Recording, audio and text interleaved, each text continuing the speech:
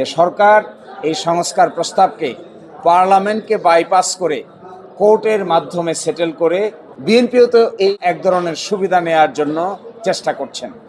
আবার সরকারকে মাঝে মাঝে মনে হচ্ছে দ্বিচারিতা করছেন।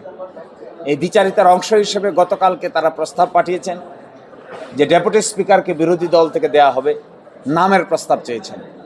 অথচ ডেপুটি স্পিকারের এই বিরোধী দল থেকে দেওয়া হবে এটা একমত পোষণ করা হয়েছিল যে 30টি প্রস্তাবের মধ্যে এটাকেও আজকে রুলের অংশ করা হয়েছে। একদিকে বলছেন ডেপুটি স্পিকার দেওয়া হবে, নাম দেন, আরেকদিকে নিজস্ব ইনস্ট্রাকশনে ইনডাইরেক্ট রিট পিটিশন দায়ের করে সংস্কার প্রস্তাবকে আদালতের সাবজেক্ট ম্যাটার বানাচ্ছেন। এটার নাম হলো দ্বিচারিতা। আমরা মনে করি এই যে একটি কাজ করানো হলো এর মাধ্যমে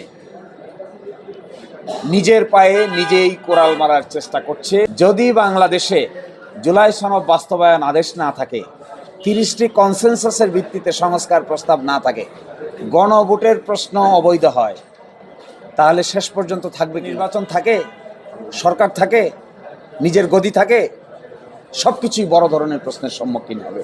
তো এই দায়িত্ব তাদেরকে নিতে হবে যারা এই প্যান্ডোরার বক্স ওপেন করাচ্ছেন। They have to take the responsibility on their shoulder. জাতীয় জীবনের এত বড় গুরুত্বপূর্ণ বিষয়কে ডিজাইন করে আদালতের সাবজেক্ট ম্যাটার বানিয়ে পার্লামেন্টকে পাশ কাটানোর যে কৌশল, এটি অতীতেও ভালো কোনো কৌশল হিসেবে প্রমাণিত হয় নাই। So again, the same strategy is being administered by some group of people. And our reaction is this type of activity is neither desirable nor practicable.